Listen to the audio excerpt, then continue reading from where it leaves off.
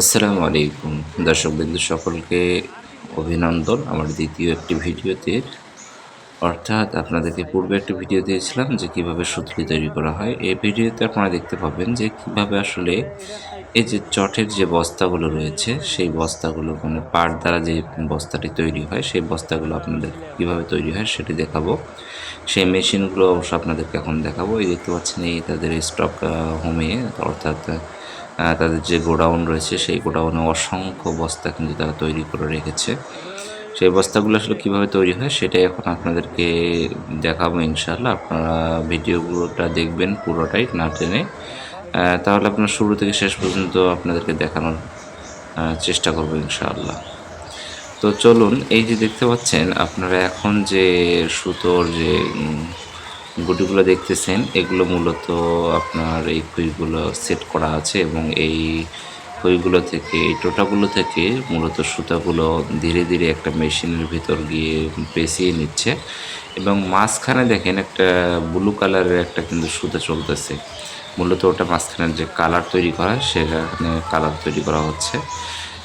অনেক কিন্তু সুন্দর দেখা যাচ্ছে। খেয়াল করেন যে আসলে সুতোর গুটিগুলো মানে এই সুতোর যে টোটাগুলো বলি আমরা অনেকেই গ্রাম্য ভাষায় টোটা বলি, কিংবা সুতোর যে খইগুলো রয়েছে সেগুলো কিন্তু সেট করা রয়েছে এবং প্রত্যেকটা সুতা কিন্তু এইভাবে ধীরে ধীরে টেনে টেনে একটা তাদের যে একটা মেশিন রয়েছে সেই মেশিনের মাধ্যমে কিন্তু সেটাকে গুছিয়ে নিচ্ছে। খেয়াল করলে দেখতে পাবেন এই যে নিচে দেখেন একটা গোল আকারে একটা ইয়া রয়েছে, সেটার মধ্যে কিন্তু আসলেও আমি কিন্তু এগুলো সম্পর্কে খুব একটা ধারণা আমার নেই, যার কারণে এই নামগুলো বলাও পসিবল খুব একটা হচ্ছে না যে আসলে কোনটার নাম কি। আমি যা দেখতেছি তাই আপনাদেরকে বলতেছি এবং আমি যেহেতু এ সম্পর্কে অবগত বা এ সম্পর্কে জ্ঞান খুব একটা রাখি না, তাই আমাকেই আসলে একটা ভাই ধারণা দিতেছিল এবং আমি এগুলো দেখতেছিলাম। এই দেখতে পাচ্ছেন মাঝখানের যে ব্লু কালার নেভি কালারের যে একটা কালার হয়ে গিয়েছে সেটা মূলত রঙের ভিতর দিয়ে আসে সেই সুতোগুলো, যার কারণে কালার হয়ে যায় এবং সাইডেরগুলো শুধু যে আপনার পাট কালার সেই পাট কালারেই থাকে, মানে পাটের যে আসল কালার সেই আসল কালারেই, এটা কোনো কালার করা হয় না। তো সেই ভাইগুলো সেই মেশিনটা বন্ধ করে এখন এই সুতোগুলো কেটে নেবে, নেওয়ার পরে এটাকে মানে এটা কমপ্লিট হয়ে গিয়েছে তো তাই এটাকে সরিয়ে আরেকটা নতুন করে এখানে আবার সেট আপ করবে, মানে করলে পরে ওটার মধ্যে আবার পরবর্তীতে আবার এটাকে পেঁচিয়ে নেবে। তো এটা হচ্ছে তাদের মেশিনের প্রথম ধাপের কাজ, মানে প্রথম একটা মেশিন যে মেশিনের মাধ্যমে তারা এই সুতোগুলোকে এইভাবে ঘুরিয়ে ঘুরিয়ে কমপ্লিট করে মানে পুরাটা ফিল আপ করে এই ভর্তি যে সুতো টোটা বা খুইটা তৈরি করলো তারা। এটা এখন আর একটা মেশিনের মধ্যে দ্বিতীয় নাম্বার মেশিনে কিন্তু এটা সেট আপ করবে। তো এদিকে কিন্তু অসংখ্য মেশিন রয়েছে যেটা আপনাদেরকে কিছু পরে আমি আপনাদেরকে দেখাবো ইনশাল্লাহ।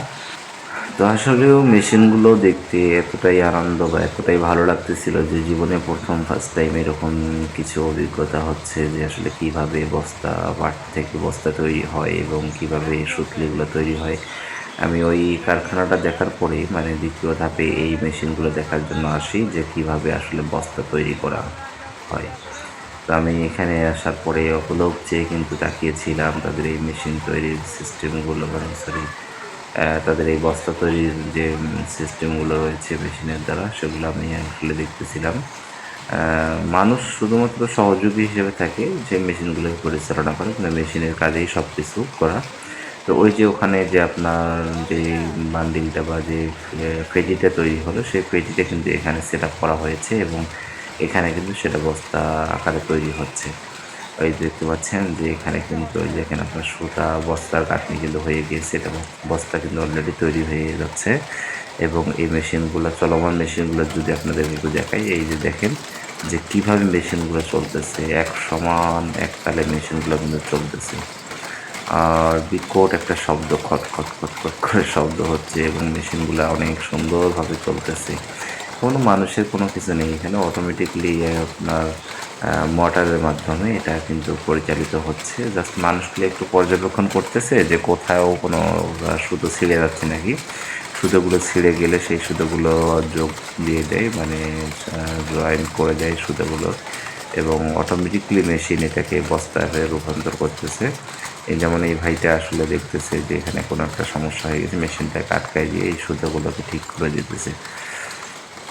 তো আসলে আপনারা যারা দেখেননি বা যারা এরকম ভিডিও কখনোই দেখেননি কিংবা আপনারা এরকম কারখানায় কখনো আসেনি, তাদের কাছে আসলে নতুন একটা অভিজ্ঞতা হবে যে আসলে বস্তা কীভাবে তৈরি হচ্ছে। দেখেন এখানে কিন্তু কোনো মানুষ নেই, 46 নাম্বার মেশিনটা যে চলতেছে কোনো মানুষ নেই, কিন্তু এখানে আপনার অসংখ্য মেশিন রয়েছে। যেই মেশিনগুলো আসলে লোক এখন নাই বা পরিচালিত হচ্ছে না, অনেক মেশিন কিন্তু বন্ধ হয়ে আছে।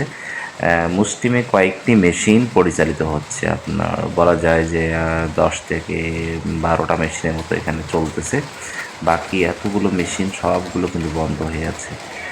দেখেন যে এই ভাইগুলো কিন্তু এই মেশিনগুলোকে দেখতেছে, মানে কোথায় সুতার কী হয়েছে সেই সুতাগুলোকে ছিঁড়ে ছিঁড়ে আপনার জয়েন্ট দিয়ে এখানে সুন্দরভাবে কেটে মানে ফ্রেশ করে দিতেছে, যাতে বস্তার মধ্যে কোনো রকম খুঁত না থাকে। তো এটা হচ্ছে আপনার পাটের যে বস্তা থাকে, চট যেটাকে বলি আমরা গ্রামের ভাষায় যেটা চটের বস্তা বলি, সেই চটের বস্তা এখানে তৈরি হতেছে মূলত। তো আসলে দেখতে খুবই ভালো লাগতেছে এই মেশিনগুলো। প্রথম দেখা তো, জীবনে কখনো এরকম দেখি নাই বস্তা কীভাবে তৈরি হয়, শুধু বস্তা ব্যবহার করেছি, কিন্তু এরকম যে আসলে এইভাবে তৈরি হয় এটা কখনো দেখা হয়নি।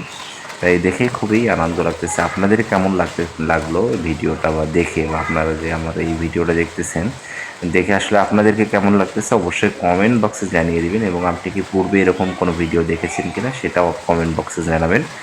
আর এটা আমাদের কারখানাটি সেটি হলো আমাদের ফুলবাড়ী উপজেলার দিনাজপুর থানায়। হ্যাঁ, তো আমার বাসা আসলে এইদিকে দিনাজপুরে আমার বাসা, মানে ফুলবাড়ী উপজেলায় আর কি। তো যাই হোক, আমি এখানে নতুন করে আসছিলাম, কোনোদিন আসিনি এখানে। তো সেখানে গিয়ে যখন আমার ভালো লাগলো, ভাবলাম যে আপনাদেরকে একটু দেখাই, নতুন একটা আপনাদেরও নতুন একটা অভিজ্ঞতা হোক, সেটাই আসলে আমার চাওয়া। তো ভিডিওটা আপনাদের কাছে কেমন লেগেছে অবশ্যই কমেন্ট বক্সে জানিয়ে দেবেন। আর যারা আমার নতুন দর্শক আমার ভিডিওতে, তারা অবশ্যই চ্যানেলটিকে সাবস্ক্রাইব করে পাশে থাকা বেল আইকনটি বাজিয়ে দিবেন, তাহলে আমি এরকম নতুন নতুন ভিডিও আপনাদের মাঝে দেওয়ার উৎসাহিত পাবো, এবং আমি আপনাদের মাঝে নতুন কিছু আপনাদেরকে দেখাতে পারবো ইনশাআল্লাহ।